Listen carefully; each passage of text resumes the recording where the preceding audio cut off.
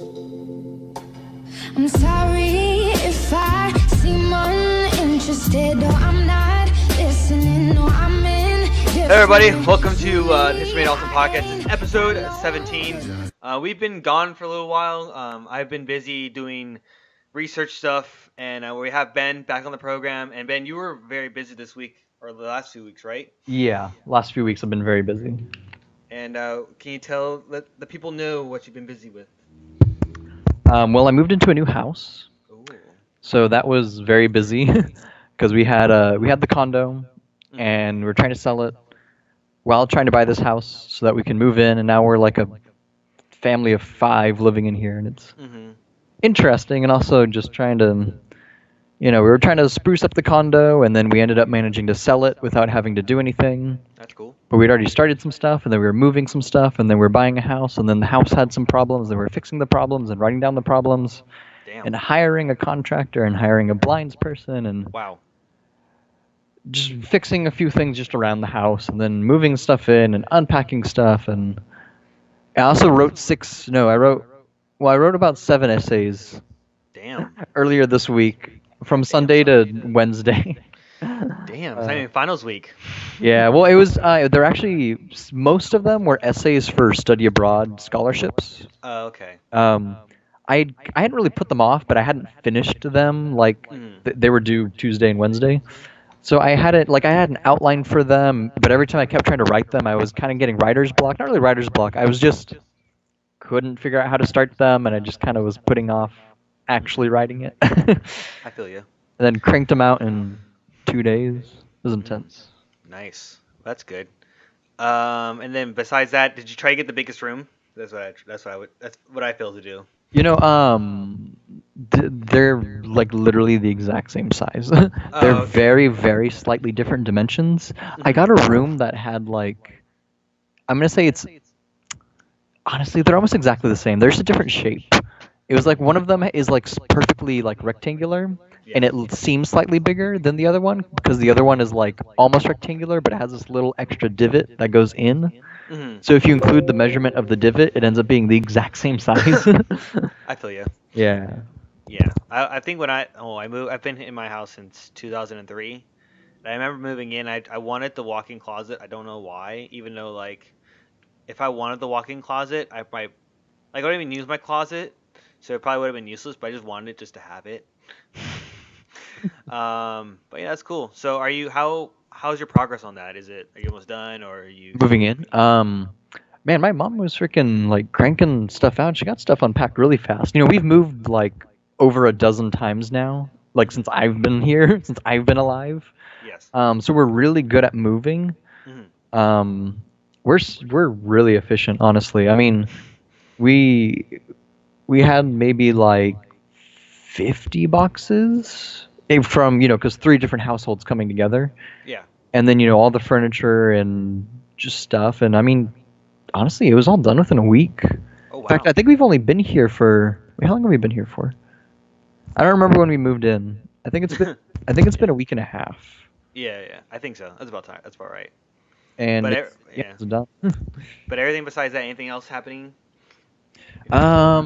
It feels like other stuff is happening. Exams and classwork, and I'm really enjoying my tightrope walking class. I'm going to talk to the professor about trying to. He's not professor, the instructor.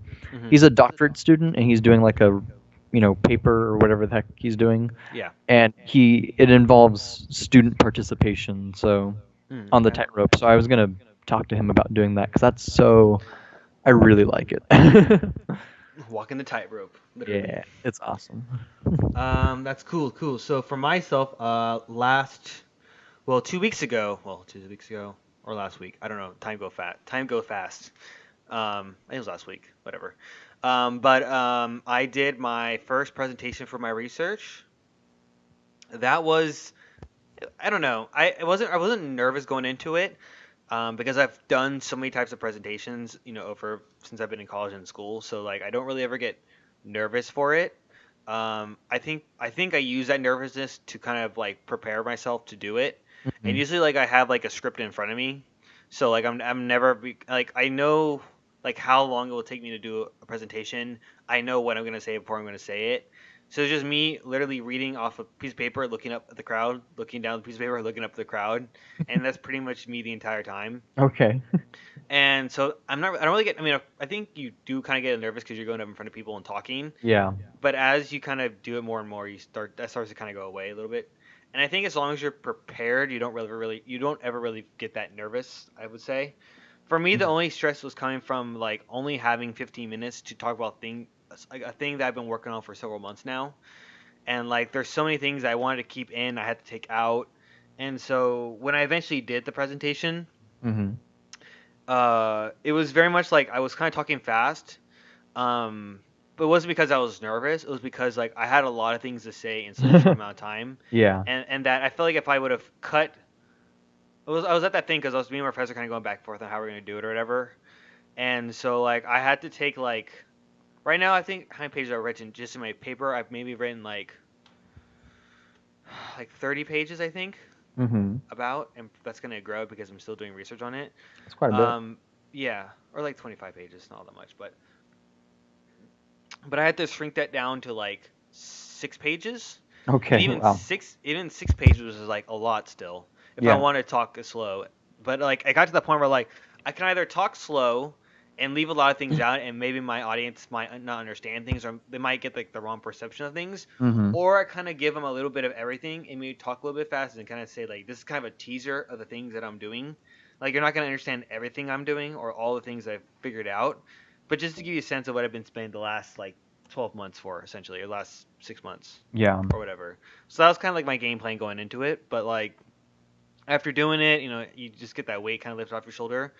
Because that week I was just literally it was just all like preparing for presentation the entire time.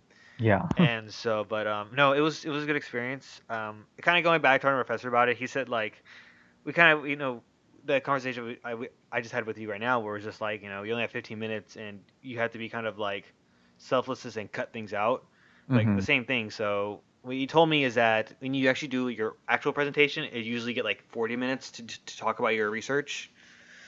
So I don't know. My thing is that what if I'm gonna try to do a talk for next quarter or like the next for spring quarter, and so I'm gonna try to find a place or not a place, but like like a what's it called? Like a talk that's being put on for different parts of research. What's it called? It's called it's not a convention, but it's like a talk. You know what I'm talking about, right? Like I a know what you're talk. talking about. I don't know what it's called. Yeah. A conference. There you go. That's the word I'm looking for. A conference. Okay.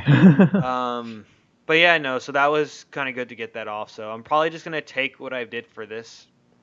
When I go to that next talk, whenever it is, I'm probably just gonna take my research, the thing I just did, and then just talk slower, pretty much. And then hopefully that gave me like the 30 minutes or whatever, or I might just add things or whatever. But no. So that's been good. And then I've just been writing. The writing's been going very well. I'll turn a little bit of it in this quarter, and then I'll get done next quarter, and hopefully be able to ready to publish. So that's kind of the plan. Anything else for me? No, just chilling, playing games. That's fair. I have been uploading the more of EU4 gameplays. I have Okay. another one in the oven, ready to come out. Okay. So I'm gonna probably just put the finishing touches on that and hopefully get uploaded today, or it's Friday right now. Geez, we need to record some more, don't we? How close are you to where we are? We're like 3 or 4 episodes behind, so not that bad. Okay. 3 episodes. Yeah. So yeah, we had to get some more out, and definitely there'll be some more out. But yeah, so I think it should be good time to get into the normal program today. So Oh wait, actually, again, sorry, I forgot to mention one thing. I have started doing my research stuff as well. So ooh, I've started working in the lab and training and stuff. sweet. I forgot how long it's been since we recorded, but yeah, that's been going on for these past few weeks as well. Yeah, that's Okay. cool. Now let's get Okay. in. So we're gonna do the quote of the week, and Ben, would you like to say the quote of the week today? Oh no. It's the only thing I don't have up on my computer. Wait, I have it in a text message. You didn't tell me, you don't have the name of the person who said it either on here. Okay, I'll say it though. It's a cool. Okay. Okay. The quote of the week. This may seem random, but it's not random. Nothing random. We do not fight, as you pretend, for the so-called worries, nor for the great interests of the great people of Spain. We fight for the precious rights of our king, our constitution, and our religion. So that is Very nice. very nice. So this quote is by a man named Gaspar Melagor de Jovellanos, and he is one of the men that I am researching. Yes. Wow. So to give you a little bit of insight into him, Gaspar was born in 1744 in Gijón, Spain. This is all from memory. I'm trying to see. So pretty much he was from a noble family. He would go and attend university where he would study canonical law and civil law, which is like the church and like regular law in Spain at the time. Mm-hmm. And then instead of he was gonna go join the church, but then he decided to be a magistrate, so he would go and join. He would become a criminal magistrate in Sevilla in like the 1760s, Mm-hmm. and then he would move to Madrid, where he continued the same job in 1770s. He would then meet his good friend Francisco de Cabarrus, which is another man that I'm researching. And what happens is that so with Jovellanos, well actually Cabarrus, he gets sent into prison because he was like a businessman who like made it very big in Spain. He was actually French, interesting enough.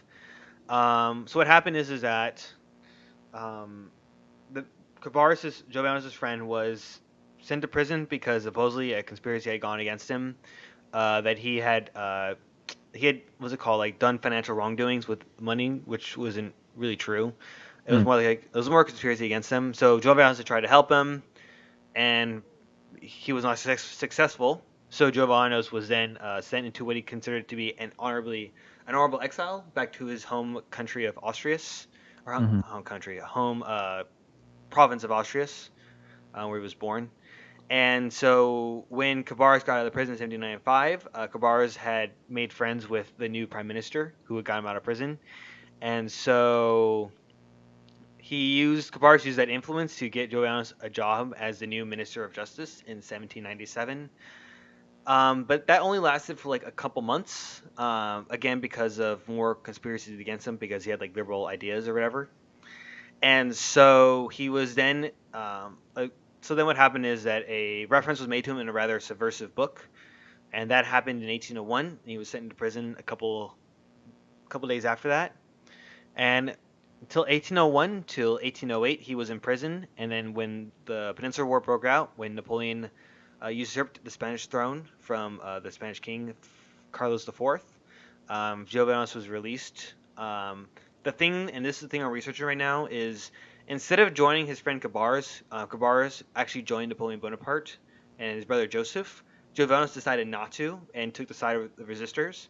So part of my research is looking at, I guess for him, for example, or for all these other, I'm looking at 6 people in general, is what if, because we're looking at Spanish liberalism during this time. So if they're all liberals and they all have these real ideals, what would cause them to separate to Napoleon's side? Napoleon was a very progressive person, even though he was emperor. It's a little more complicated than that. But basically, for him, for Napoleon, like he did a bunch of progressive things. Like he pushed for less nobility to have less nobility rights, more people to have more freedoms. What else? He brought the Napoleonic Law Code, which is still a law code that's used by many democratic countries today, or like pieces of it, and a bunch of like. Lowering the power of the church, for example, was another progressive thing. So if they're both liberals, right? Like, what would choose them to side with Napoleon or decide to resist against him? Especially when Napoleon, by the time in 1808, he has the largest and most powerful army on the continent. Especially since he's conquered pieces of Prussia and took things from Austria, and it's being like 4 or 5 coalitions sent against him. Like, what would separate him? And so for Gaspar, I was looking to see like why he would not join his friend Cabarrus. I mean, it makes sense in a sense. They both have the same ideas. So that's the quote. And so the reason why I brought this quote up, there's another things will happen for a reason, is I found a new program called the El Ministro del Tiempo. Okay. It's called the Ministry of Time, and it's Gotcha. a show that's from Spain.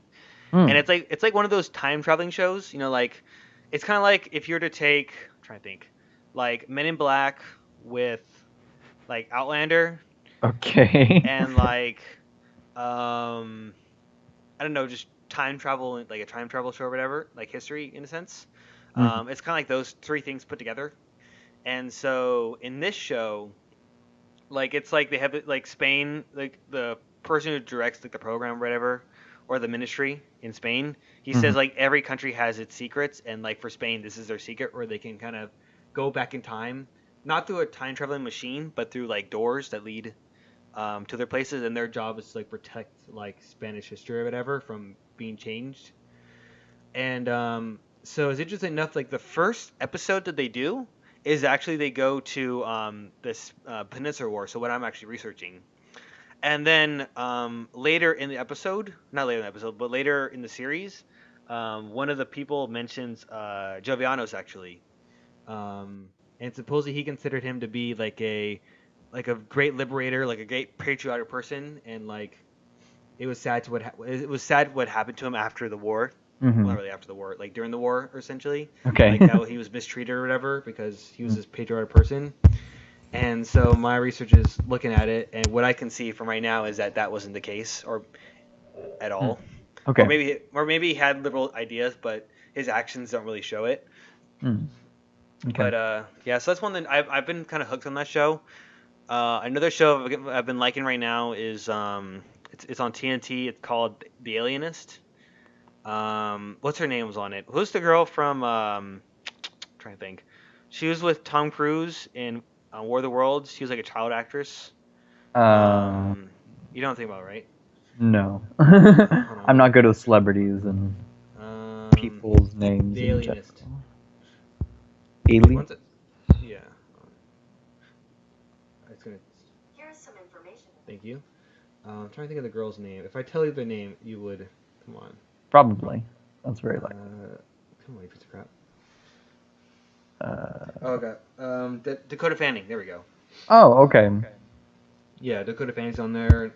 That's a good show. I don't know. It show's kind of like a Sherlock Holmes, right? Yes. It's kind of like that. I'd say it looks Um, kind of like that, like Yeah, direction-wise. yeah. And so I like the Alienist. They do a very good job of like the what's it called, like the physical history of it. Like things look right and the characters seem like they act within that time period. But like, I don't know. I like it, but the show kind of seems like there's been so many shows. Mm-hmm. Not like that, but like so many crime shows. Like what's gonna separate it, except for like its time period. And it seems very much like a Sherlock type of like show, but like in a different way. Okay. But the characters, I mean, the actors do a very good job with their thing. It's just the writing, which is kind of odd. But I don't know. I'm enjoying that. That's good. And then Timeless is another show, which is like an American version of the El Ministro de Tempo. Okay. But it's funny enough that the Spanish show actually filed a lawsuit against the Timeless, which is like an American version of it, because like Okay. not essentially, it's very very similar. Like in the Timeless show. It's three characters. It's a historian who goes back in time to help save time history or whatever, and then there's a soldier who's like a special forces soldier or whatever, and then there's like their driver who like drives the time machine or whatever. The only difference is that in the Spanish show, the three characters are a dude from the current time, like he's from like our current time. He's like a paramedic or whatever. There's a woman from the 1880s. Not the 1980s, 1880s, Mhm. and there's a soldier from like the 1600s, Okay. and that's kind of like that's like the only difference in a sense. It's like I don't know. I like the other show because I think Spanish history. I'm not saying American history isn't interesting, but I feel like if you're trying to do a television show or doing history, I think if you try to do it from a European perspective, you have a lot more rich in history to go about. You know what I'm saying? Mm-hmm. And I think that's what kind of works in this show's favor is that it's able to go through like not only World War II, but it's also able to go like into the 1600s, the 1500s. Like it can even go to the medieval ages or even the Romans if it wanted to. Like there's a lot more like things to work with. But I don't know. That's what I've been kind of hooked on. So that's the reason why I chose that quote. Two reasons why I chose this quote. What do you think about the quote though, just in general? I think it's interesting. I was very curious why you had chosen it. Yeah. Makes a lot of sense though. It has to do with your research. Yes. I don't know. I just think it's kind of interesting. It's like, Who was he addressing with the quote again? Oh, so he was addressing a French general who was offering. This was written in 1809. So the war began in 1808, and this is was written like early 1809. I think it was like March or something, or Mm, May, somewhere around that time. But the war is still kind of it's still kind of early. The war would okay. end in 1814, and so the French general is requesting him to join Bonaparte's side, and this was his response to him of why they were fighting against Napoleon, essentially. Um, Okay. but interesting note is that like when I was kind of watching when that person on that show had made that comment about him, I don't really know like how Spanish people perceive like their own people essentially, right? Because Hmm. like in the United States, Washington is like this god essentially, right? Like he's this person who helped liberated, you know, the Americas from British rule, right? And I think in Spain, I think if they were to think about the people who served against the French in their War of Independence, Hmm. they would kind of think in that same light. But as they kind of as they kind of like, I mean, you kind of hold these figures to like a very high degree, right? To the point where like they're almost not even human, like they don't have faults. Hmm. I think to the most like to not say normal people, but like people who are a lot more learned or like who actually are interested in figuring out what actually happened. To people who who are not to that level, I think we do hold them up to that high level, to that high standard. But as you kind of, especially when I'm looking at these guys or the other men, you find that they're very much human. That they have very much they act with rationale. Like they're not just pure blinded in it. They all have like reasons for them acting in a certain way, and they all have faults and different things like that. And not saying that not all of them are like as don't fit that level. Hmm. Um, but the number of those people are very small and few. So that's when I was kind of when I heard the person say that character say that, it kind of it kind of prescribed to me like this. Okay, this is what the normal Spanish person thinks about the person I'm researching, right? And it kind of makes sense because they're that it makes sense in the sense that like these are the people who helped gain their independence, right? Hmm. So it was kind of cool to kind of see that type of that little perception of that as well. So that is really, really cool, and hopefully I will be done with that research soon, so you guys will be able to read it if you guys want to. Oh, speaking about research, so when I was writing my sentences, I try to be very, you know, formal and not, you're supposed to use any slang or anything like that, or Hmm. whatever. But I was thinking about using the word to throw shade at someone. You know what to throw shade is, right? Yeah. Yeah. Okay. So I was like, I don't know if I should use this word because it's slang, and I don't know if it's like legit or whatever. So so this is my thought process. Like, if it's in the Oxford English Dictionary, it's okay. So then I looked it up, like to throw slang, and yep, it came up there. It was like from the 1900, like from the 1990s, like African American slang, something about like something from like the Harlem something culture or whatever. Hmm. And so like of course it provided to show like basically to throw slang essentially, right? What we think to throw slang is. Hmm. So it's in the paper right now. I've used it hopefully correctly, and I used it in a good way to where it doesn't take away too much. So I don't know. You should send me your research stuff. I wouldn't mind reading over it.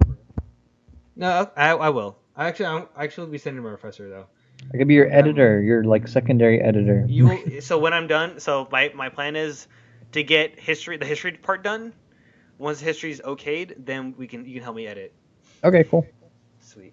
Sounds fun. So I think it'll be cool to move into the next one. So this day in history. So today, this is provided the history channel. They do like an everyday like this day in history. And so for their lead story, they chose that Barbie makes her debut in 1959. Hmm. So this is on this day in 1959, the first Barbie doll goes on display at the American Toy Fair in New York City. 11 inches tall with a waterfall of blonde hair, Barbie was the first mass-produced toy doll in the United States with adult features. Interesting. The woman behind Barbie was Ruth Handler. I bet you she did not look like Barbie. Who No. co-founded Mattel Inc. with her husband in 1945. After seeing her young daughter ignore her baby dolls to make believe with paper dolls of adult women, Handler realized there was an important niche in the market for a toy that allowed little girls to imagine the future. Interesting. Barbie's appearance was modeled on a doll named Lily, based on a German comic strip character.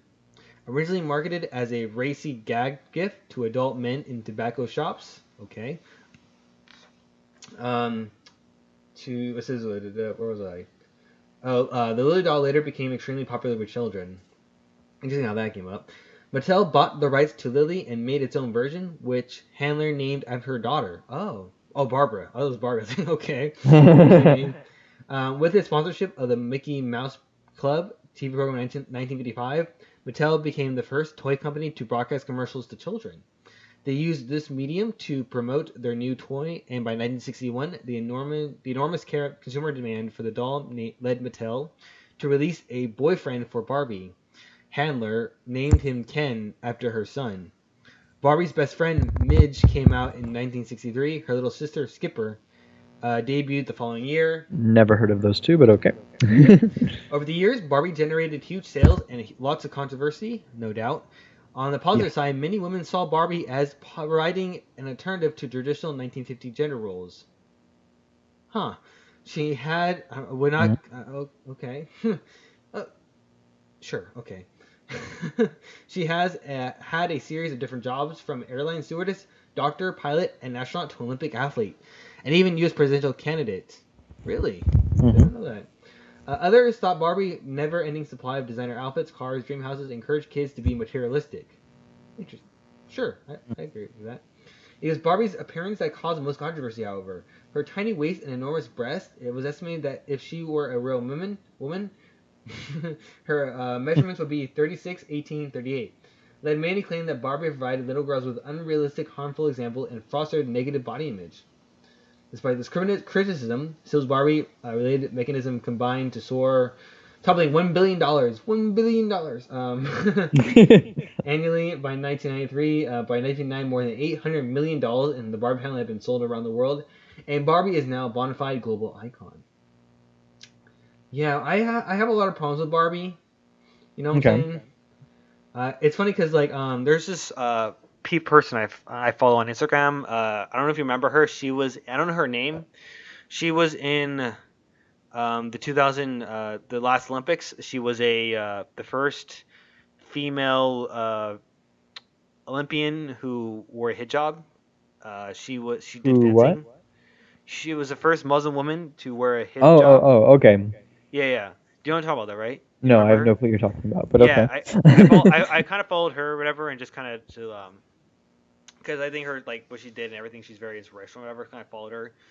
I've been following her lately, and, like, she makes a lot of like, a big thing of her is that she actually made it into as a Barbie doll, essentially. Okay. Even with the hijab and everything, which is pretty cool. But then again, there are a lot of problems with, like, Barbie in a sense, right? I mean, like. Well, my two favorite things about the Barbie story is, first of all, the Lily doll. Yeah. Yeah, I had heard of this, like, several times before, where it's like it was like basically almost like a sex doll, but as a joke.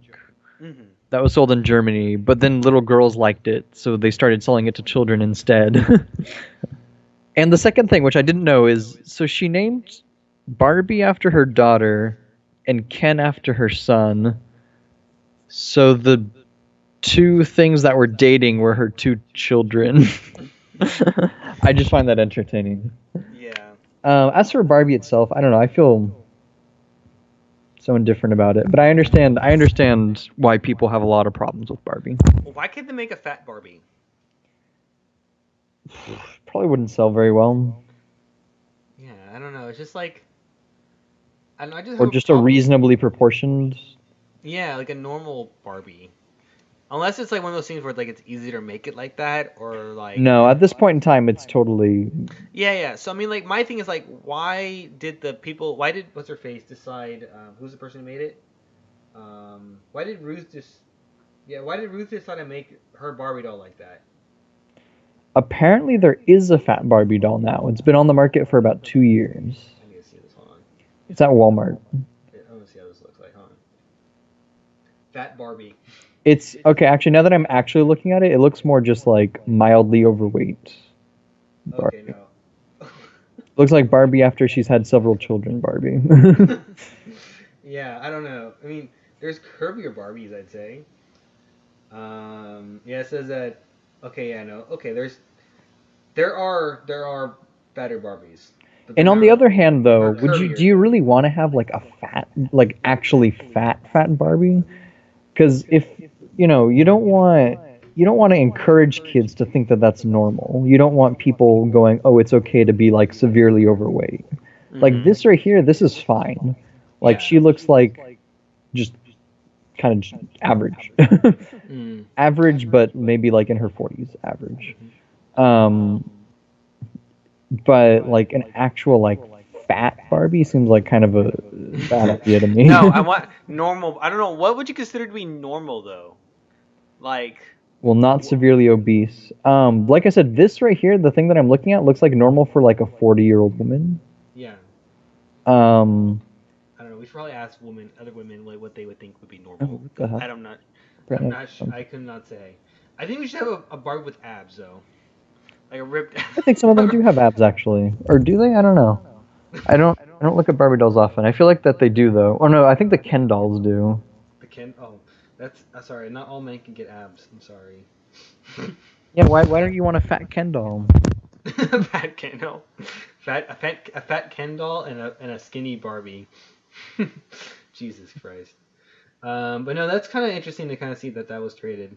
But I'm really intrigued by why. I would like to ask the person, why did you make the Barbie that skinny though? Like, No, it why was did you just make? it was based on a character that already existed. Oh, okay.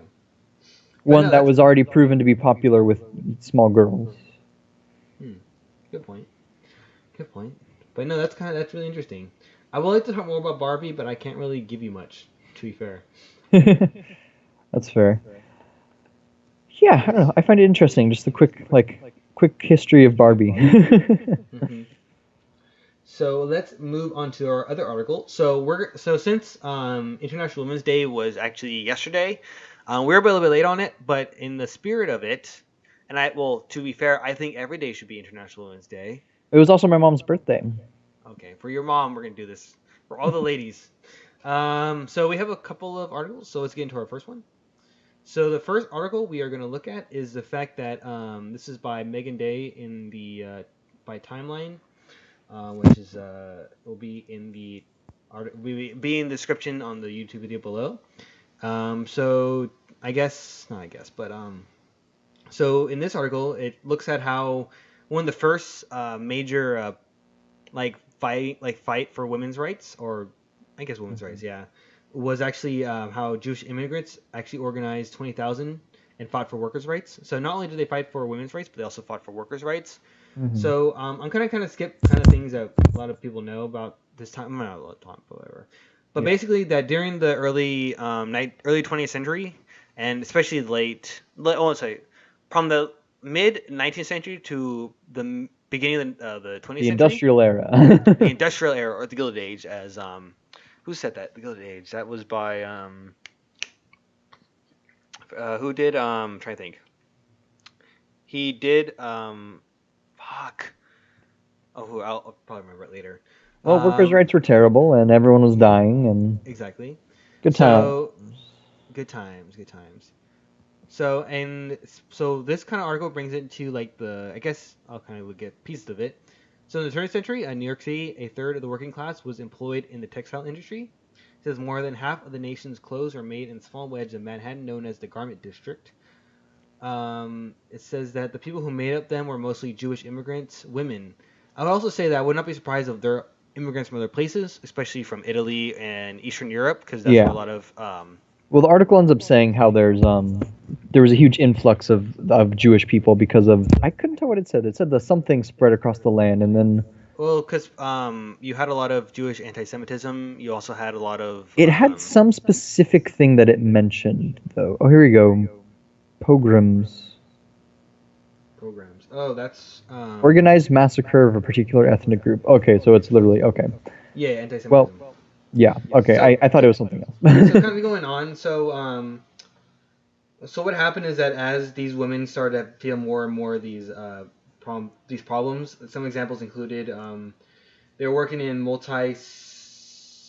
were working in very terrible sweatshops that were crowded, unsanitary, and unsafe as rickety tenements they were home to. It says in 1909, these women went on strike, demanding higher pay, better working conditions, and union recognition. And so they had won some of their demands, but they lost an important one, ending the policy of locking workers inside factories if they succeeded. If they had succeeded, a great charge that might have been. Why do you think that was a policy? I don't feel like that would increase production in any way. Why would you lock the doors? I think it's because they want to keep the workers inside and kind of force them to kind of do their work. I mean, you can't leave. What else are you going to do, kind of, in a sense? I guess. It just still seems So, yeah. odd. It's, yeah, well, a lot of things that these people did were odd. So, continuing on. So, so pretty much what happened is that, like, as this started to kind of go, people, all these women started to get very upset with these things. And the author goes on to say that these Jewish immigrants had something that many women didn't have before. One of the things is that they came from Russia, Poland, and Lithuania, which were in the Jewish like segments of their population. Not only were they kind of like they lived in the same, because when you worked in a factory back then, you worked in the same, like everyone who worked in that factory came from the same neighborhood. Mm-hmm. And not only did they all come from the same neighborhood, a lot of these immigrants actually stayed together. So if these women are already organized in the sense that like they're from the same country, they're all Jewish pretty much.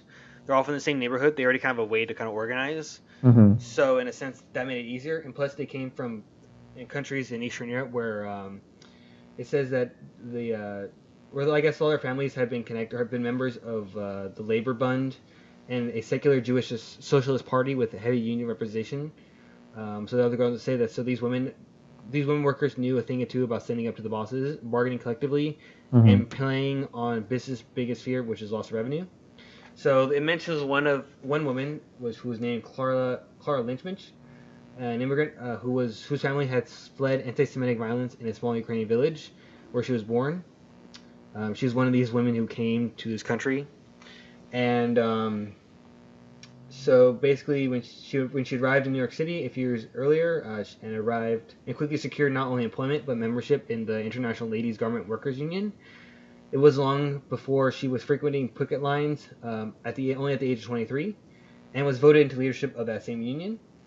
So she was one of the many women who was able to kind of get a labor movement started in November of 1909, where several unionists spoke with concern about the conditions of women textile workers. So this kind of grew and grew and grew, and to kind of show you that they were actually, like how kind of these Jewish immigrants kind of were kind of separated from the population in a sense, is that they spoke Yiddish, which was, if you guys don't know, it's like the Jewish language in a sense. Yeah. Where she stood up and declared, "I listened to all the speakers and have no further patience for talk. I am a working girl, one of those striking against the intolerable conditions. I am tired of listening to speakers who talk in generalities.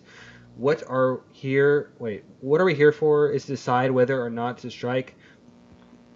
I make a notion that we go out in a general strike," so they get the strike going on. And so the strike kind of builds and builds and builds, and even like general labor unions kind of start to kind of see them in a good light. Even like women, what do you call them? Women, I'm trying to think. You're trying to think of women's suffrage, or? Yeah, there we go, women's suffrage. Okay. Yeah, elites in the women's suffrage kind of started to see them. And so by the time that the strike kind of got to its largest part, it was up to 20,000. And so this is more and more factories ground to a halt. Within a couple weeks, the strike has spread all the way to Pennsylvania. It's like, damn. So it goes on to talk about how they were very, very good at what they did. So it says in late December, textile bosses sent a communication to the strikers informing them that they would meet only some of their demands.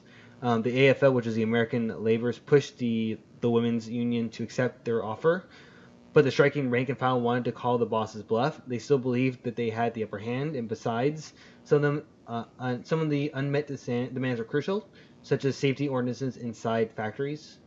The women feared that if demands were unmet, their lives would be in danger. So some of the striking women yelled in Yiddish, "Send it back, we will not consider." It says as the AFL argued their case for compromise. So what happened is that this started kind of like draw a lot more like power away from them. Like these elite women who were a part of the suffrage union started to kind of go away from them because they kind of saw them as like what's it called? They were too demanding. They were not able to compromise essentially, Mm-hmm. and also the American labor union also kind of broke away from them as well. So nothing really kind of came out of it.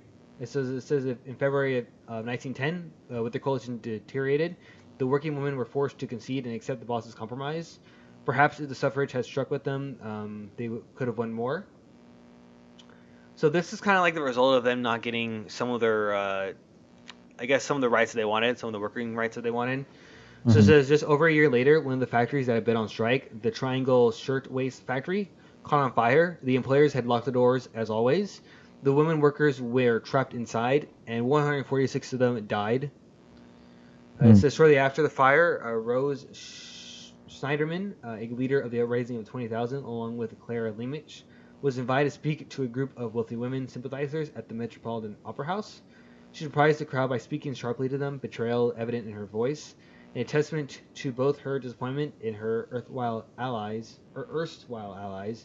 and faith in the future of the workers' movement. She said, "I would be a traitor to those poor burned bodies if I came here to talk good fellowships. We have tried you good people of the public, and we have found you wanting. I can't talk fellowship to you who are gathered here. Too much blood has been spilled. I know from my experience, it's up to the working people to save themselves." So I would think that they were able to get their things passed, but it's kind of crazy to see that. What's your thoughts on it, if you have any? Well, actually, yeah, it kind of seems like the article kind of ends. Yeah. I wonder. I like wanted to hear like the end of the story, I guess, where it's like, yeah, you're like, oh, I guess they got them passed eventually. It's like, yeah, but did they get them passed right away? Did the people like the first thing that I'm actually kind of curious about, since it's at the end, is how did all of those upper class, uptight women react to her being all harsh? Like, was that a good move? Did that push them into action, or did it push them away? Did they have another strike, or like was the public upset about this? Because I'm sure it was in the news. Like, what? I just want to know what happened next. I would say that I think after an event like that, I would be very, what's the word? After an event like that, with the type of women who were able to get such a large kind of gathering together, I would be very surprised if they did not pass more kind of workers' legislation or protecting Mhm. rights. Yeah. Especially as we start going forward in time, like unions start to have more and more power. Yeah. Especially with the breaking up of trying to think with the breaking up of like what's it called? People when you control like an entire like segment of an economy. If it was called a Monopoly. monopolies. As small monopolies started breaking up, because like with monopolies, it was a lot easier to kind of like I'm not saying that part of that what's it called that industry was a monopoly per se, but there was a lot of monopolies that existed. Yeah. It was a lot it was a lot easier for those types of people to kind of keep a lid on their peoples, because like where else are you going to go to essentially?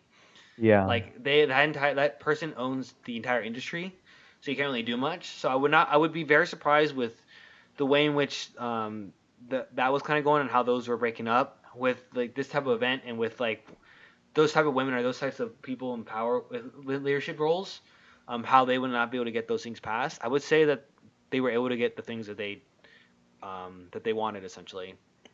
I But suppose yeah, I'm yeah, sure of they did course. eventually. I'm just not sure. I'm just curious what the actual history of it is. The Like I actual, said, like, result it of feels it. like they kind of just Yeah, end I with got the you. article. I got you. But no, I kind of find I found that that's really cool. Like, not only were these women like immigrants, like they didn't have the same like cultural attachment as they did to the Mhm. United States. Like a lot of them still spoke like Yiddish like very well. I mean, they're immigrants, so of course they're going to speak Yiddish very well. Yeah. Um, but like they were able to like do those things, and were able to try to change like the way in which American labor, like how labor kind of thinks about themselves, and Mhm. how like industry kind of treats like their workers essentially. And it's kind of cool to see that they're outsiders, but yet they're really doing something that insiders couldn't really do essentially, right? Yeah. So I found that the really fascinating story, and the power, and also there were women too. I mean, that's pretty crazy though as well. Mhm. Back then, a woman did not have voting rights. They were not considered really. Not saying they were not human, but they didn't have the same rights as men, so they were put not on the same pedestal. Basically, not citizens. Yeah, not citizens. People though, but not citizens. So it's kind of cool that with all those things kind of set against them, they're able to kind of make a lot of noise to get something done, essentially, or very close to it. If they didn't get it the first time, I bet you they got it the second time around, especially with that event that had occurred. But it also kind of shows like the hierarchy in terms of like women's suffrage during that time, right? Yeah. Like it was very much. It seems like a very much like an elitist kind of like system, essentially, right? Mm-hmm. Like the women that had power, the women who kind of drove this thing going forward, they had a very much like an elitist mentality, in the sense that like when they looked at the women who were trying to like do these things, like they kind of didn't stick with them all the way. Like there was a certain point where like their elitist status could not let them go further with them, essentially. Like they kind of not only they kind of saw them as outsiders as well, but like they were kind of seen as poverty stricken like outsiders as well. So it kind of shows like not I would say the frailties in the women's suffrage in a sense. I think looking back, I mean the women's suffrage was good. It did a lot of good things, but it wasn't like a perfect system. Like there was a lot of hierarchy. And I think it's also kind of good to see that as like when we look back on the past, we think of women's suffrage as like these women for like women's rights, and like they stick with them like through thick and thin. But when you see this, you kind of see like again like those economic divide and the way in which like class affects the way in which you look upon people. Like it still affected like that suffrage, and it's to see those frailties is also really interesting to see as well. I don't know. I thought that was a really good article. Kind of provides a lot of those historical perceptions. But Yeah. don't let the man keep you down. That's what I say. So I guess if you don't have any more thoughts on that, you want to move on to the next one? Yeah, let's move on to the next one. So let's pull it up. So basically, if I can pull it up. So I guess it was found out this week that they supposedly found Amelia Earhart's bones. Kind of. So if you guys don't know who Amelia Earhart is, she was the first woman to fly across the Atlantic. And what happened is that she became a very, very big person for aviation during that time. Yeah. In the 1920s and early 30s. Aviation during that time was kind of seen as like the new frontier. It was almost like seen as the space race, essentially, right? Like Kind of. you had in a sense, you had like a lot of people trying to set these records of like trying to be the first person to fly across the Atlantic, trying to fly like without stopping or whatever, continuous flight, all these different like or land speed records and all these different records or whatever. And so Amelia Earhart she was not the first woman. I'm not saying she was not the only woman doing these things. There was like a bunch of other women who were doing their own unique things, but Amelia Earhart was really the one who kind of gained The most like fame. the most fame from it. So what happened is that so like kind of like she met a mysterious end. She was trying to fly around the world, literally. But what happened is that like when she was flying over the South Pacific, she somehow disappeared. And so there's been many like theories about what happened to her. And in the article, many of these I guess myths is that include that the Japanese captured Earhart and used her Lockheed 10E Electra as a model for their fearsome fighter plane, the Zero. Or that Earhart secretly slipped back in the United States and lived out her years as under an unassumed name, or that she was spying for the U.S. government and so the Japanese knew that, and so they imprisoned her, but kept her quiet. And of course, that there's the author says the unromantic explanation that she ran out of gas. Before I go further, this article is by Steve Padilla, by the Los Angeles Times. So they don't really know that it's her. They're just guessing that it is her, right? It's a more stronger guess that it is her. Yeah. Let's say that. There's a good reason to believe it's her. But at the same time, kind of the data that they're getting it from is questionable. Its source is questionable, let's say. Hmm. So, kind of hard to say. Yeah, I was watching I was on YouTube. I think it was on Vox. I think.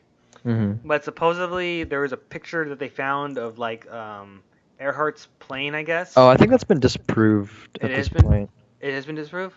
I Okay, thought it was. When I was trying to look for this article, I ended up seeing something that said it was. okay. I thought it was like they're thinking like the woman like their back are turned, but it seems like a woman, and the other guy seems like a man or whatever. Yeah, there's like the really small or like the really far in the background photo. Yeah, yeah, No, yeah, CNN says that it was officially debunked. yes. Okay.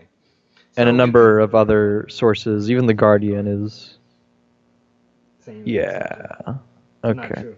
So Looks like it. we kind of know, but we don't know still, right? Yeah, basically. It was like there were bones that were found and someone measured them and based on really advanced um, like models that we have now, if the measurements are accurate, then there's a very good chance it's her. But the question is, okay, is the measurement accurate? That's kind of the big question. Is we're not entirely sure Mm-hmm. if they're accurate because it was taken pretty far back. Mm-hmm. But no, I find that's kind of interesting how like that's like even it's funny like even like with airplanes now like they're like when things go wrong with that like they're still kind of mysteries, but like see that's still a mystery that no one can really solve. What do you think happened? um, well, I guess my guess is as good as the next person's, only I have no experience in this at all. I would say I don't know. I have a pretty interesting theory. I think Okay. my thinking could be that she could have caught in a very bad storm. Mm-hmm. I mean, they're not flying in jet planes, so they can't fly above the weather. You're still very much flying, in the troposphere, right? Yes. And so Southeast Asia is really well known for typhoons. Mm-hmm. It could have been possible she got into very bad weather and basically crashed on maybe in the middle of the ocean or on an island washed up. I think that is what could have happened. But then again, I don't know. I think that's what could happen. Or it's a big conspiracy theory of how like she was spying or something like that or whatever. But I doubt that though. It's kind of silly. There's better ways of spying than doing that. Yeah, I think the spy thing is just a silly little. Yeah, nothing. As for, okay, so you think that a storm blew them off course? I think so. Didn't that happen with the one? What's that one plane? The MH. What? Oh no, I think they still don't. Oh wait, which one? There's two MHs. There's the one that flew from Australia to like Indonesia or something like that. Don't they still not know what happened there? Because it like went in one direction and then suddenly flew like way the wrong direction. Yeah. Like not just a storm blew it up, like it was flying in the wrong way. They got the wrong map. Yeah, and then the other one is the one that got shot down. Oh no. We know what happened to that one. Yeah. Yeah. No, I meant the one that went like the Indonesia one. Well, they're both Indonesia, right? Yeah, they were. They're both the same area. I'm pretty sure, yeah. Jesus, why would you? It was funny because I think they showed a picture of like that airline like after those two events, and like literally it's like it was like all empty seats. Have you seen that picture? No. Yeah. It's like it was on the news during that time. Like it was just like an empty plane essentially, Huh. making that flight. I'm like, oh hell no, not flying on that plane, on that airline. Bad things happen. Jesus. Yeah, so that's a decent enough theory. They were saying it could also just be a navigation error, like, you're flying and it's daytime, now it's nighttime, and then, Are you blaming on wind? and there are clouds and there's weird weather, and then the wind is, they don't have the currents mapped out, the air currents mapped out yet, so they may have just flown the wrong way, and then they landed, is I think what the theory was sort of saying. They landed and it was just the wrong, like basically sort of crash landed and it was the wrong place. Oh. Are we gonna blame it on women's ability to fly? Because like that's messed up, Ben. Oh no, the guy would be the navigator. She was the pilot, I think. I'm not gonna go any further. Okay. So that's kind of cool. Ben, I think it's time for your segment of the show. Okay, I'm ready. Okay. I'm ready. So What am I doing? always, I try to get Ben articles that he would be able to shed light on. Later that's in the title, and so we got another DNA one because he likes that DNA. I like that DNA stuff. So Honestly, Ben, this one yeah. didn't have a lot of information about like the specifics of the study or anything. But we should try to tell him what was being studied or what the article was about.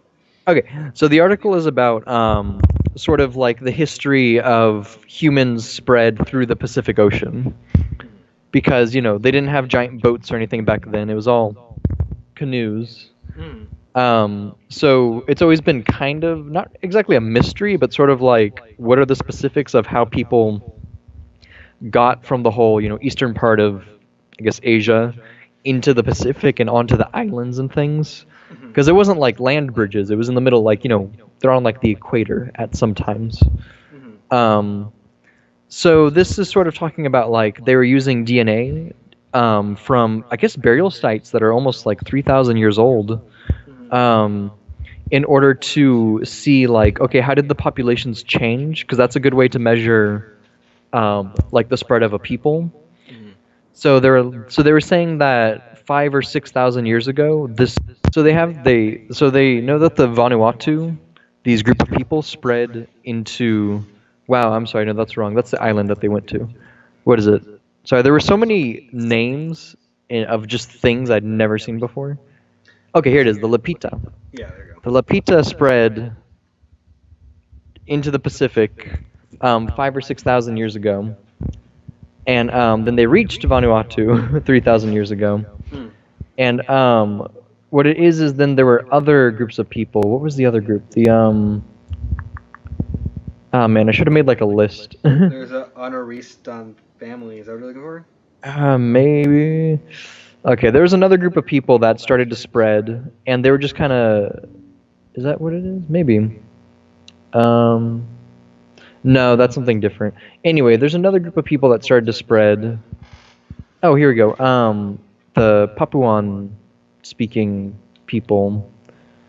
No, that's not it. Oh my God. Sorry, there's like. They mentioned maybe like 20 different languages and places and peoples. So they were thinking that this other group of people started to interbreed with the people that were already on these islands, but they weren't really sure because so they were looking at the genetics of modern day people, and they're like, wow, you guys share like, 25 to 30% DNA with these people. That means that you probably came from them. And then these studies were like, well, maybe, and they were looking at it, and they were. What they sort of figured out is, yeah, they probably did. So they looked at the DNA of burial of like dead bodies from graves of 3,000 years ago, and then multiple other time periods all the way up to like 150 years ago. And based on the DNA, they compared it to modern day populations and went, yeah, they're almost exactly the same. Wow. Which means that the intermixing would have had to have happened even further back. Wow. Yeah, so that's kind of all it was really. Is just like they had this really kind of interesting thing that they were studying, and the answer was sort of, hey, it was kind of what we expected it to be. So it's not like a huge breakthrough, other than, hey, it's like been confirmed that these groups of people, like we know for a fact that the people in this part of the Pacific did in fact come from. Where was it? It was Taiwan area. Okay. Yeah, that's crazy though. Like that those people were able to kind of do as much as they did without like modern technology. Yeah. And just literally looking at the stars and just knowing which way to go. And the fact that you're like in the middle in like the Pacific Ocean. Yeah. Like there's nothing to guide you. You're in the middle of an ocean, but yet you have the stars. I mean, yeah, but like if you have the like, stars and the sun, and that's basically it. Yeah, I mean, but like the fact that I wouldn't know which way this like. Haven't you seen Moana? Oh no, I mean, yes, I've seen parts, but like it's really? crazy. Oh, I like that movie. I don't know, I haven't watched that movie. Well, okay, the thing that I found really interesting about the article, which actually kind of had nothing to do with the article, it was like something that a doctor that they interviewed tacked on at the end, is that Hawaii, New Zealand, and French Polynesia and the Cook Islands were settled, like, it says 1,500 years after that initial group of people came out, Really? which is very interesting because that, and it's kind of what he says. It points to they must have had some kind of like technological advancement that Yeah. allowed them to keep going. Yeah. But yeah, no, it's crazy that like Europeans did not have the balls to like go across like a little ocean or whatever. Hey, the Vikings I did. mean, the Vikings did, but like the people who thought the world was smaller, they didn't want they like not many people jumped at the chance to do that essentially, Yeah. right? But that these Polynesians were doing it over and over again, thousands and thousands and thousands of years ago before these guys did. Hmm. And the fact they did it without like any special instruments or gadgets, they were able to do it with just pure Yeah, it's instinct incredible. and They just had like canoes. They just had very mildly advanced canoes. mhm. Yeah, I would not. It's crazy. What? Oh, I'm sorry. I'm gonna ask you. Which venture or which one would you go on? Would you go on these guys' trips or would you go on Columbus's trip? Ooh. Well, let's say this. For them, they didn't know that there were any islands or like land out in the ocean. I don't know if they assumed that there was or what, but I probably wouldn't do that because it's like, well, I don't know. Let's say this: if I lived in their culture and there was a belief that there was more land very close by, I would totally have done that because I'd just be like, oh yeah, we're just going to another place. Let's do it. Hmm. If they didn't know, I probably wouldn't because it's like, hey, you can go in the middle of the ocean and then like fall off the side of the world or just die. Yeah. And then Yeah. Columbus, I feel like it was even a worse idea because the educated people of the time thought, knew how big the world was, but just thought that there was nothing there. So they were certain that Columbus was going to die of starvation. It's like, hey, yeah, you'll make it to India, but you're gonna run out of food first. But So I mean, feel like that's yeah. also a bad idea. Yeah. I don't know. I just find that like what drives somebody to like just we're just gonna go and look to see what's there. We don't know. We might just be paddling out in the middle of water. We might not find anything. Like what drives a person to just go and do that, or like a group of Humans people are to go and do that? curious. Yeah, I'm not that curious. I'm like, I nope. guess You I'm more guys, cautious than the people of the past. like, nope. You guys go do your thing. I'm gonna be here. I'm not gonna go die in the middle of an ocean or start the cannibalism and start eating each other or whatever. I'm not Hmm. down with that. Once you guys find it, I'll definitely come out and check you guys out, and I'll come back to chill. Like, like that would be like my mindset right there. But no, Hmm. I always found the like I watched this. I don't know if it was on the History Channel or on Nat Geo, but they're looking at the first people to actually go to the Americas, besides the land bridge. After land bridge ended, like who were the first people after land bridge to kind of come to the Americas? And I had thought it was the Vikings because I've heard of them before, but I found it was actually the Polynesians though who actually were the first ones to come to the Americas. Like they actually settled in like South America. Like it was crazy. Hmm. Yeah, it's crazy, man. Crazy. But no, I would not be doing that trip anytime soon. Yeah, me either. Would you do? Would you do like a trip to Mars? Would you do that if they said you could um, go to Mars? Not until it's like well established, like that, like the technology of the rockets is well established. I don't know. I have a fear of death, I guess. So I'm You're a too human being. paranoid. So Yeah. you would not be like that like on the Mayflower. You would not be like on the like the first people like with Columbus's on the Columbus trip or these Polynesians. You would not be one of those people to go to Mars or whatever. No, probably not. Me either. Do you want to? No. I'm You could okay. be there, whatever it's called. The first settler. I can have my name on the planet. Can I? Mm-hmm. Say yes. Uh, If I survive. If I survive. yeah, that might be worth it. If you get the rights to be the first person to step on the planet, that might be worth it. Just like it's funny like the person who leads the missions like be the first one to step on and you just push them out of the way. Just like yes, I did it. I'm the first one. Now we have a move made with me. But no, that's pretty cool. So those are kind of our. Oh, okay. I was gonna say what we're talking about, but no, yeah, that's cool. So before we get into our articles that are more closer to what I think is like issues that are actually pertinent within the United States or within the world, we have two random ones. things that I found kind of interesting. So I'll do this one first. So hold up, let me load it up. So, what was that? I don't know what that was. I don't know. Okay. So scientists. So this is from CNN by Neil Lewis. So they've discovered why there's this, I guess, this cave or something like that the Romans called the gate to hell, and they had like a little sanctuary there over there. Uh-huh. So it says that 2,000 years ago, ancient tourists flocked to a Greco-Roman temple in Hierapolis. Oh, Jesus. Greek names are terrible. Which is in modern-day Turkey, situated on top of a cave once purported to be the gateway to the underworld. I think that's Hierapolis. Hierapolis. Thank you. Anyway. My Greek is bad. They watched in awe as animals. These are the Romans watched in awe as animals from birds to bulls dropped dead at its entrance. The cave named the Plutonium after Pluto, the god of the underworld, was thought to be the breath of death, killing all those in his reach, except the divinely immune priest who led the animals to sacrifice. So the reason why is that it's actually filled with toxic gas. It says scientists have now provided an explanation for the mystery, and it's not supernatural. Researchers published by the Journal of Archaeology and Anthropological Sciences in February shows that a fissure in the Earth's surface, deep beneath the site, emits carbon dioxide at concentrations so high it can be deadly. Using a fancy gadget, Handy Fats and his team of volcanologists, that's an awesome name, found CO2 at high levels ranging from 4 to 53%. At the mouth of the cave, and as high as 91% inside, more than enough to kill living organisms. So it became like a very big thing. Even like so the city was founded around 190 BC. Was famous for plutonium as well as hot springs, which still attracted thousands of tourists today.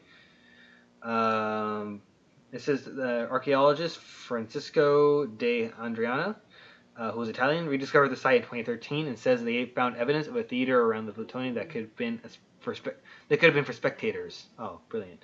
Yeah, interesting. So supposedly the Greek geographer Strabo, who lived from 64 BC to 21 AD, described the spectacle which as any animal that passes inside meets instant death. At any rate, bulls that are led into it fall and are dragged out of it dead. And I threw in sparrows and they immediately bred their last well. I picture him like binding their wings and then just throwing them really hard and they hit a rock and he's like, wow, they died. How extraordinary. That's messed up, bro. Animal cruelty. And they immediately bred their last and fell. Strabo recognized... whatever the Greeks used. Yeah. He recognized the reaction was related to emissions of gas. The space is full of vapor so misty and dense that one can scarcely see the ground. But he puzzled over how it affected the animals, but not the divine priests, asking whether it was because of their divine province or simply because they held their breath. In other words, animals are stupid. Oh, shit. It says the research adds another possibility, the fact that the animals and priests are at different heights. CO2 is heavier than oxygen, therefore it settles lower, forming a toxic gas lake above the ground. The nostrils of the animals were way in the gas lake, he says, whereas the priests stood taller above the gas lake. Says pledged to believe the priests were aware of the gas and knew that its concentration fluctuated depending on time of day. Research shows which took measurements over a period of time found that CO2 levels was particularly higher at dawn and dusk as sunlight disperses the gas. But he disputes this, citing the all number of oil lamps found in front of the grotto. It was highly probable that the many ritual activities were developed during the night, he says. And that's the end of the article.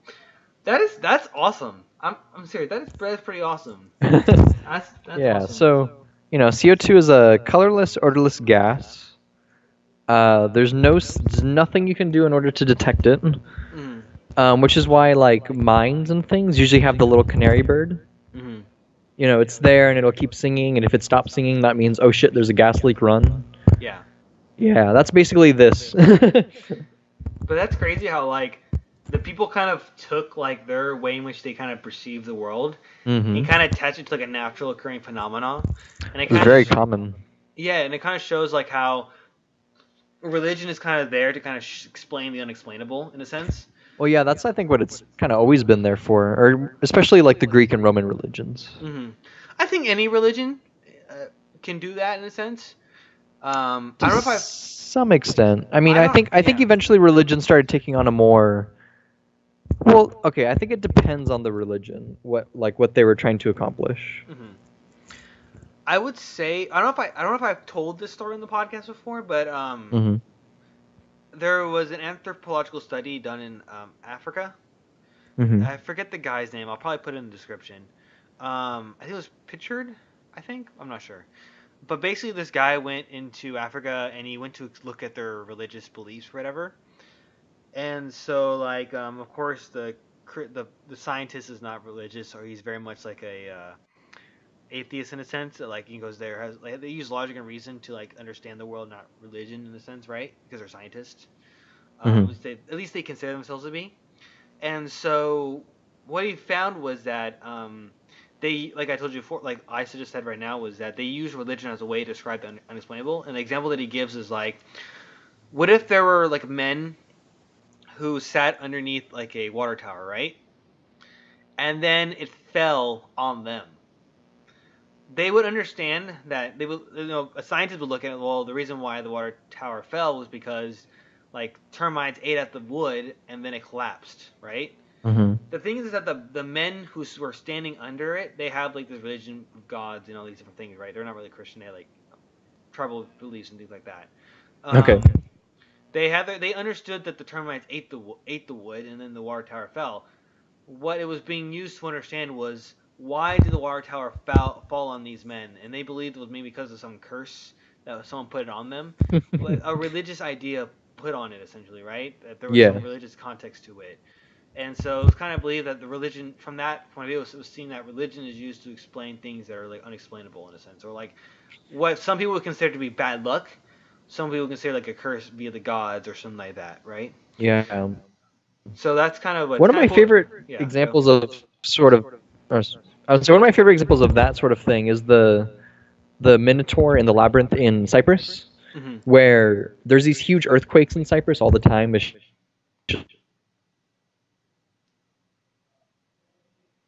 were you saying? How the again. region is. Okay. There was like under, I think, in the mountain or underground or something. Oh, it's earthquakes, yeah. Angry and would smash the walls and would cause the earth to shake. Yeah. And it's such an interesting thing because it's like, okay, the earthquakes were real, the Minotaur in the labyrinth was like, imaginary, but Yeah. the labyrinth exists. Mm. So it's like, okay, so earthquakes are real, but the Minotaur is the only thing that's not real, and it's like, where did the labyrinth come from? Yeah. I just find it interesting. I like that. But I also found that it's fuck, it's I just like how they just like okay, it's the Temple of the Dead. Let's just send them some animals in there and just see what happens. Yeah. And it's fun. I bet you. How much want to bet? Like in the animals' mind, they're all like, okay, these humans are stupid. Don't they know there's these things that can kill us or whatever? Mm-hmm. They're just like, it's just like these humans are just so cruel. Like they don't care about us. Mm-hmm. It's fucked up, bro. But no, I found that to be really, really awesome. But yeah, I actually kind of want to go there, check it out. I'm not gonna go inside and kill myself, but I want to go check it Yeah, I out. wouldn't recommend it. Maybe bring a CO2 like detector. Mhm. Yeah. But did they say it's coming from a volcano? Is that what it says, or there's a hot spring or something like that there? It said there was a fissure or like a crack in the ground. Oh, okay, so then they can like allow for gases to escape. Yes. Okay, that makes sense. Okay, so that was awesome. Ben, would you like to take the next one regarding the time, or would you like me to do that? You can do that one because that was the only one that I didn't get to. Got to it. Okay, so we are getting close to daylight savings time, right? It's coming up, right? Or does it happen already? I don't know. It happens tomorrow, I think. Oh, okay. Or is it tonight? Or I can't remember if it's like tonight at 3 a.m., meaning tomorrow, or if it's tomorrow at 3 a.m., meaning It's happening. Sunday. I don't remember. It's happening. It'll happen eventually. Happen. So in this article titled "Daylight Savings Time Endures," or 100 Years Later, the Madness of Daylight Saving Time Endures, by Michael Downing. He looks at how and why daylight savings time is still a pertinent part of our society. So actually, daylight saving time was what's it called? So actually, hold up. So let's go back a little bit. So the reason why he's writing this article is that 1 year later, after Congress passed the first daylight savings legislation, lawmakers in Florida this week have passed the Sunshine Protection Act, which will make daylight savings time a year-round reality in the Sunshine State. If approved by the federal government, this will effectively move Florida's residents one time zone to the east, aligning cities from Jacksonville to Miami with Nova Scotia rather than New York and Washington, D.C. It says that the author says that the cost of rescheduling international interstate business and commerce hasn't been calculated, instead relying on the same overly optimistic math that led to the original proponents of daylight savings time to predict. Vast energy savings, crisper farm products harvested before the morning dew died, and other times would put more benefits within Florida. He then finally states at the beginning of his article that it's absurd and fitting that a century later, opponents and supporters of daylight savings are not exactly sure exactly what it does, despite its name. Daylight savings time has never saved anyone anything, but has proven to be a fantastically effective retail spending plan. So that kind of goes into like how and why time zones were created. And so the first thing is that Davis standard time zones and everything was actually created by railroad companies, because like if you want to create like schedules across like over large territories, like you would find that like the time changes based on, because before it was like based on the sun, like you would try and just like guess what time it is based on the location of the sun, right, or where it was at, and that's not a very effective way for, if you want to know what the time is for someone else, if you want to know what the time is for someone else who's not near you or by where the sun is at that location, it's gonna be totally different, right? You would be like on totally different schedules. So like in the 1880s, they started to set like a set time for like their nations. So in Europe, like in France, for example, they started really doing it. In America, they started doing it, and it was kind of like not a government pushing. It was actually railroad companies who had enough power to kind of set times, and then everyone else kind of followed suit in a sense. Especially you want to have like if you want to catch a train at some time and you want to know when the next train comes, you need a standard time essentially, right? And time zones. So yeah, trains really made a very big like effect on the way in which we kind of perceive time. And there's a lot of people who would argue that like straight up like the nation state, or at least the creation of it and the final parts of it, were actually created by time zones, because now not only could you get to places quicker, but now everyone had a kind of sense of like a nationness and everyone being a part of one. Like basically you can travel from one place to another, and like goods are traveling from one place to another at a lot quicker speed. So with that interconnectedness and able to understand how someone relates to themselves within time, like it kind of created the finishing touches of what we consider to be the nation state, like France, United States, and all those things. Especially when you have big, large distances. Yeah. It wasn't just like your local community. Now you're part of a much larger community of people, essentially, or magic community. Yeah. If you know the book. So that's how it kind of began, or at least daylight savings, not daylight savings time, but or just time in general. Daylight savings time actually came as a part of a hope to kind of conserve energy and to kind of boost economy if possible. So in the 1880s, or in 1881, for example. Oh, sorry. So it says 30 years later. So it'll be from 1881 was when standard time began. 1883 actually, but 30 years later, which would be the 1900s, I think. Early 1900s. So what would happen is that British Parliament tried to pass the Daylight Savings Act, which hoped that shifting clocks ahead during summer months would reduce energy consumption and encourage outdoor recreation. Except this didn't actually occur. So the first ones to actually do it were the Germans in 1916. Germany suddenly adopted the British idea in the hopes of conserving energy for its war effort, which is the First World War. And within a year, Great Britain followed suit. And later, the United States would also follow. So what kind of entrenched this idea of daylight savings time was this idea that it was a patriotic type of thing. And so what happened is that the a law requiring Americans to lose an hour was confounded enough, but Congress also tacked on a legal mandate for the 4 continental time zones, which we all know now. The patriotic rationale for the daylight savings time went like this. The author says, shifting 1 hour of available light from the very early morning, when most Americans were asleep, would reduce the demand for domestic electrical power, used to illuminate homes in the evening, which would spare more energy for the war effort, which was probably the First World War again.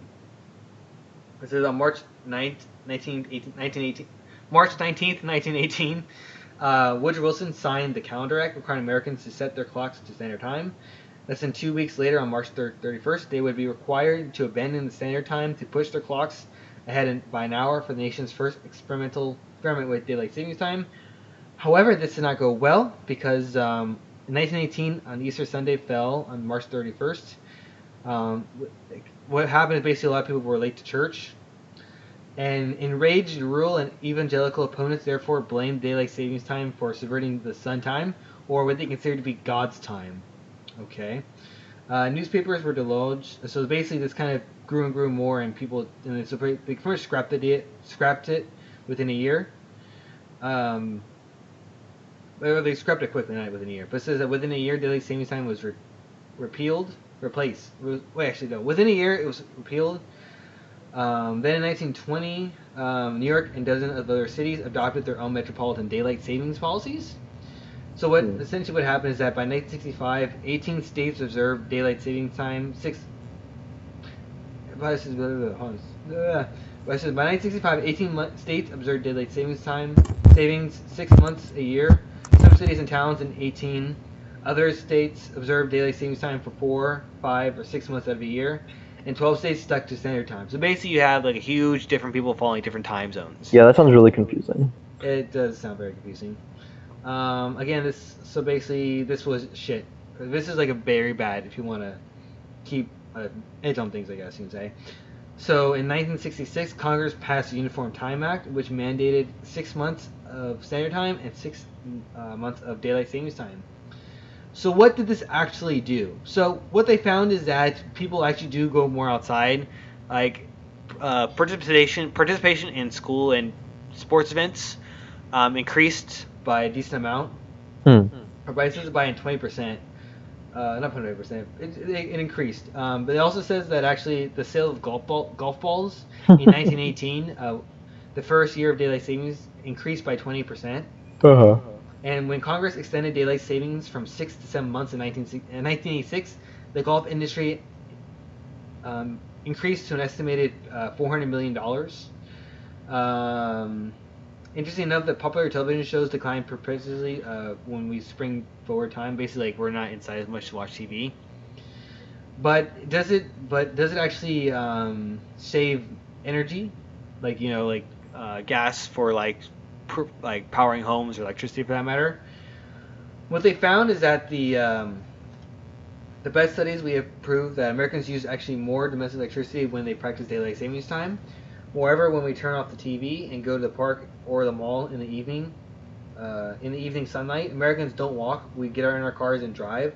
Daylight savings time actually increases gasoline consumption, and it's cynical substitution for a genuine energy consumption policy. So what they found is that even though all these things are kind of still there, people still kind of produce this idea that daylight savings time is a thing we should keep. What are your takes on that? And do you have your own opinions of daylight savings time? I don't know. I've heard a lot of controversy over it, where it's like, oh, it's so pointless and blah blah blah, and it's complicated, and why do we do it? And I don't really understand why we do it either. Even after reading this, I'm still kind of a little fuzzy on it. It's like it's the reasons, but the reasons were wrong or bullshit or something, but it did have effects, but the effects weren't the effects that people were talking about or something. I don't know. I wouldn't mind if we got rid of it, but I don't care if we keep it.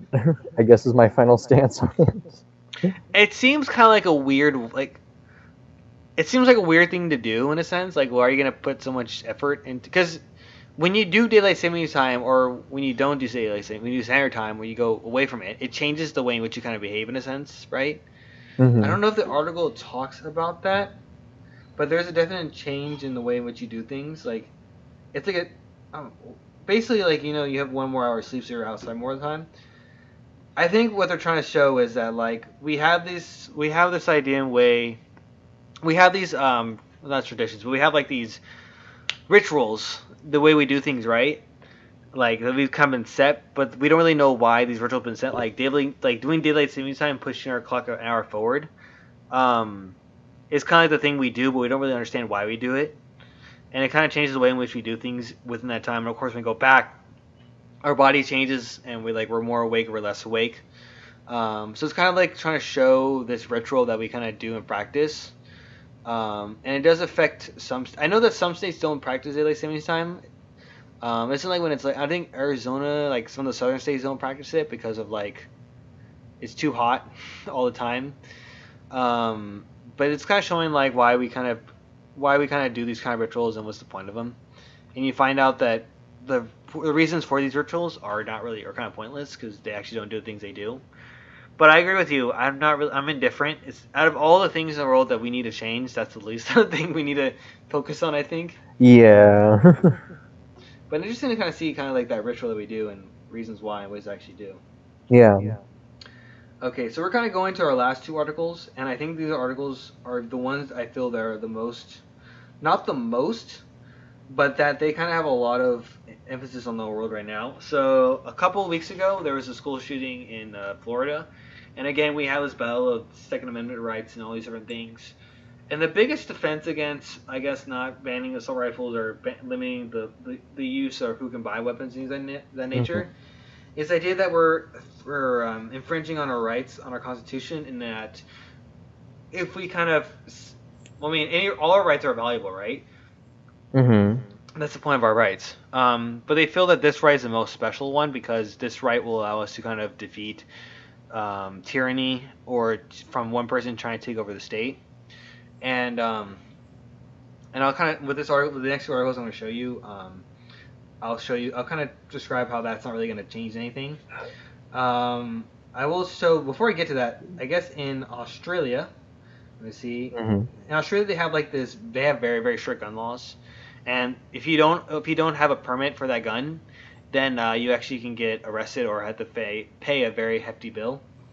So basically what they do, they have these things called National Amnesty Days where like people can turn their guns without any like unregistered guns without any like what's it called? Like without being molested essentially. With amnesty essentially, right?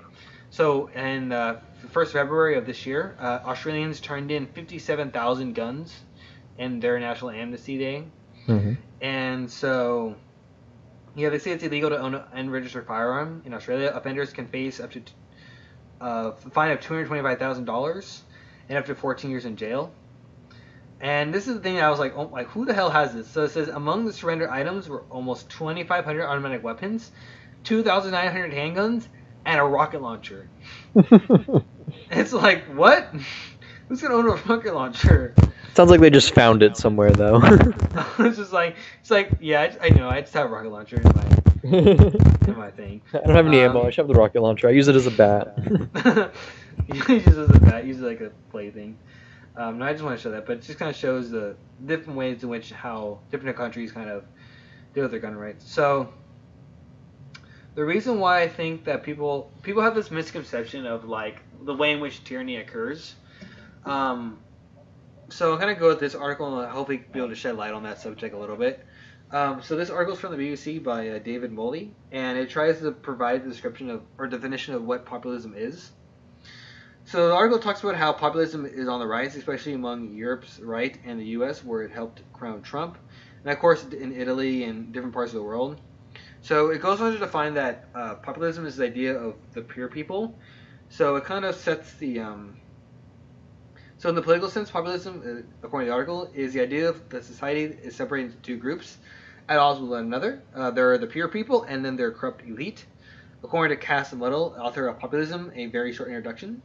So basically what populism tries to do is that people who can try to consider themselves as the people, like saying that if I'm the person, like I speak for the people, and I will kind of rise up against. I'm talking to the elites who don't understand the people, and they're doing it for their own self gain. That's kind of what's been going on. So it says a true popular leader claims to represent the unified will of the people. He stands in opposition. Opposition to an enemy who often embodied by the current system, aiming to drain the swamp or tackle the liberal elite. It says that it says that even though that that in our current time right now, it's connected to the right, like Trump, for example, but it can be connected to anybody else, to any other anywhere on the spectrum of anywhere on the political spectrum. It says that in Latin America, where there was Venezuela's late President Chavez, and in Spain there is the Podemos party, and in Greece, the label has also been applied to Sevilla's. All these are on the left. The most successful populists today are the right, particularly the radical right, Professor Muddle says. Politicians like Marine Le Pen in France, Viktor Orban in Hungary, and Donald Trump in the U.S. combine populism with anti-immigrant nativism and authoritarianism. It says that commentators from the Time magazine, the president of the European Commission, have been warning about the rise of right-wing populism for years. But in reality, it's nothing new. It says political scientists have been catching on this for the last 25, 30 years, Dr. Moffat says. But amidst, there's been acceleration. And they point to societal changes like multiculturalism and globalism, and more concert city crisis as behind the rise of populist parties in Europe. It says that this especially been the case since the 2000s, but they remained small for several years. And they grew from 2008 and particularly in 2011 when the banking crisis and turned into a sovereign debt crisis, he said. It was a rare occasion when the elite class, the wealthy bankers, could be identified as more or less directly responsible for a crisis which affected the majority of people. And again, talks about how they try to, the author kind of talks about how the current trends of, populism have been very much like bad manners and acting not of a typical politician, and also this idea that they're perpetuating this idea of a crisis. A populist leader who gets into power is forced to be in a permanent campaign to convince his people that he is not establishment and never will be, according to Professor Nadia Ubati from Columbia University. She argues that populist context is made of negatives, whether it is anti-political, anti-intellectualism, or anti-elite. Here lies one of the populist strengths: it is versatile. And goes on to say that it can bring on a different number of issues to say that we're not that, we're against this. It says another common thread, which I think is the most important when looking at this, among populist leaders is they tend to dislike the complicated democratic system of modern government, preferring direct democracy like referendums instead, according to Professor Bull. That also ties its links to authoritarianism. He argues a lack of trust in establishment gives rise to strong leadership. And he kind of ends the article by saying that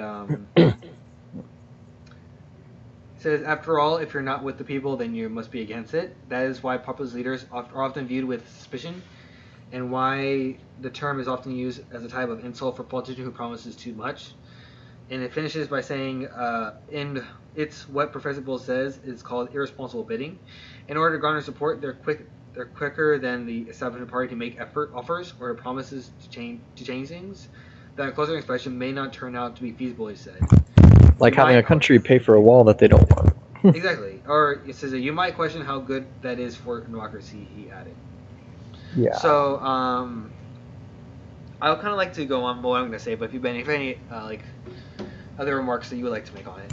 Well, I think it's pretty obvious that, throughout the whole article, they're like, not everyone is populist, but Trump definitely is, is basically what they kind of keep saying. They're like, such as, this example, and it's something that Trump has done, or this example, and it's something that Trump has done. So they're saying, it's not good to call every crazy right-wing person populist. That's not accurate, because it's not just a right-wing thing. Right now, in modern times, it's mainly employed by far right-wing people. But it's not every single person like this is populist. However, some of them are, including Trump. Yeah. The one thing I like to add, and I think it's this part here, it says that another common thread among populist leaders is they tend to dislike complicated democratic systems of modern government, preferring direct democracies like referendums and referendums of direct democracy. And this is one of the main. It says that also ties in its link to authoritarianism. He argues a lack of trust in the establishment gives rise to the strongman leaders. So in other words, what he's saying is that like authoritarian regimes don't actually come about from any source of like revolution in a sense. I mean they do, but for those people to kind of stay in power, they had to have the support of the people. So the best way to do that is through referendums. Like basically, if you put out something that says like, "Will you support me in this?" and like people vote towards that, that kind of gains you legitimacy to kind of rule the way you rule, because then you can actually say, I do have the will of the people. I mean, if you're to look at, let's say, when Napoleon took over power, right? One of the first things he did after the, is it the Tremendor, I think? I forget the word. Basically, when he took power to be first consul, one of his first acts was to actually do a referendum. And he actually, I think when the referendum came out, it was almost like 98% of the people voted for him. It was like a very huge majority that voted yes to allow him to be third consul. But like from before then, he was very much like, he had a newspaper that he would write to the Spanish people telling them all his deeds, all he was doing. He was a very successful military general, and like people would gravitate towards that, especially during the time of the French Revolutionary Wars. It was kind of like seen for France as like a war for survival. And like so he built up this cult of personality. So then when he then took power, it was a lot easier for him to kind of gain the support of the people, because he was seen as the one who really ruled for the people, one who was like, one who would allow people to kind of do what they want to do. You know what I'm saying, right? Yeah. So my thing is that these types of authoritarian regimes, that people who kind of support the Second Amendment say that if we take it away, or not take it away, but if we limit it to a certain degree where those people can't fight back against authoritarianism, they fail to realize that authoritarian regimes actually rise not out of wars, but out of, the ballot box, essentially. Yeah. That people decide to give that person power. I mean, a good example is like Hitler. Hitler didn't come to power through like a coup. I mean, he tried to, but that failed because he didn't have legitimacy. But what he did is that he was able to garner popularity, because when he spoke, he gained the voice of people. He was able to touch and tap onto something that he felt that the people were upset with. Like one of the things being the fact that they had lost to France and to the Allies because of some backstabbing, either it be the Jews or some political elites. And so he was kind of considered to be the person who was going to do all those things because he had the voice of people. Right. And then he was able to gain a vote of confidence. I think it was, I'm not sure if it was a referendum, but he was pretty much voted into power. And he was then voted more extreme powers that allowed him to be. So do you think that's what Erdogan is trying to do right now? Erdogan, he is in Turkey.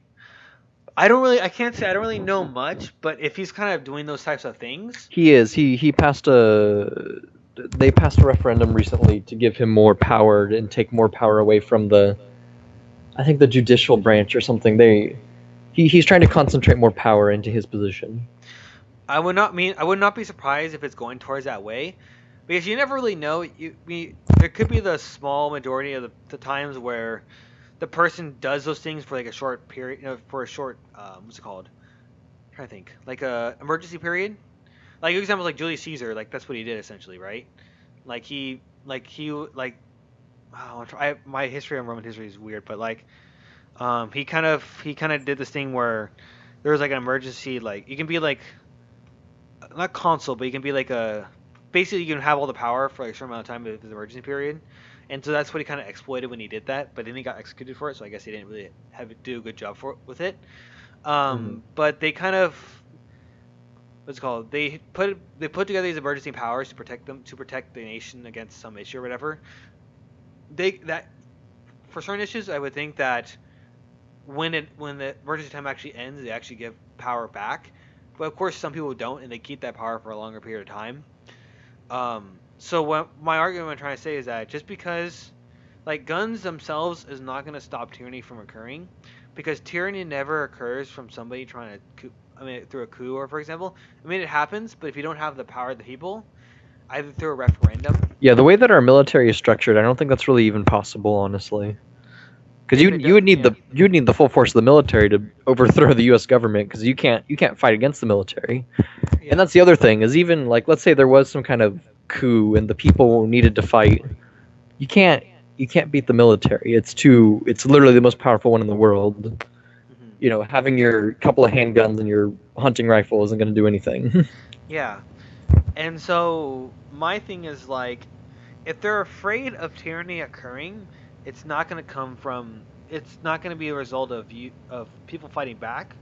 It's going to be a result of you allowing that person to gain power, like a Trump. If if we didn't have the type of legislative system and things we had, and let's say we had a more different system, or let's say like our democratic system was a lot more corrupted, he wouldn't be the first person to put a referendum together, and you would give him power, and then tyranny would then reign. But then I don't know if you would consider it tyranny, if maybe want that. But to other people, that would be tyranny. You know what I'm saying? So I find that such a weird argument, but it's such a convenient argument. You know what I'm saying? To do that, because our country was built on revolution in a sense. So people think that the way for us to kind of get back power is to a revolution with guns and things of that nature. When I was talking to my professor about it, I think I mentioned a little bit of the argument, or not the argument, but of the conversation. Yeah. But the one thing he had said is that that actually that the historical precedence of that amendment was actually to have a homegrown militia, because at that time the U.S. military was very weak, and that you would need to rely on militias to protect the nation essentially. But now that militias turned to the National Guard, which essentially itself is a military organization, backed by the U.S. military essentially. So in that sense, it's kind of transforming to the definition in the way in which a lot of people think about it now. But here's the one thing I've been kind of thinking about, and this is something we can kind of end on, is like, what is considered to be history? Because I asked my professor, like, you know how when academics create work, a lot of times the only people who actually read their work is other academics. Yeah. And like a lot of that information doesn't really get transcribed to the more general populations as like an idea of the way in which people think about the world, especially history.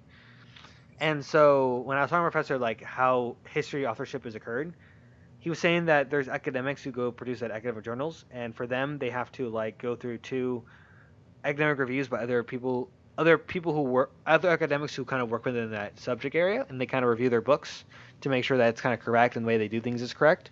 Okay. And then it's able to get published. And then you have other tiers where it's like done by editor, where it's like people like us. There's like a tier below that where it's kind of like a literate public where we actually care about what's being said. Okay. So it's kind of they do a pretty decent job of doing the things they do, but it's a little bit more like for not entertainment, but like thought provoking in a sense. And then there's, of course, the lowest tier, which is like people just writing a book, and they do a very poor job of doing history, but yet it gains the wider readership. So this thing I've been kind of thinking about, like, what is considered history? Like, is it the academics who do like this, who go through strenuous like checks to make sure it's all done and that what they're saying is correct, or they make very good arguments, and that's the more correct way in which history is interpreted? Or is it the history that most people consume, even though it'll be a very terrible history, right? Like, what is considered to be like history? Is it the thing that the most people consume and understand is how the world works, or is it what academics think and what few people get to understand, or at least the few ideas that flow into there, right? So that's the thing I've been kind of thinking about. I don't know what your thoughts on that, just from your point of view. You don't have to be right or wrong or whatever. What would you think? Just as a general, I don't know anything. Just do whatever. So, like, about the academics and... Yeah. Well, I don't know. In the science world, there's this kind of big problem with reproducibility of experiments.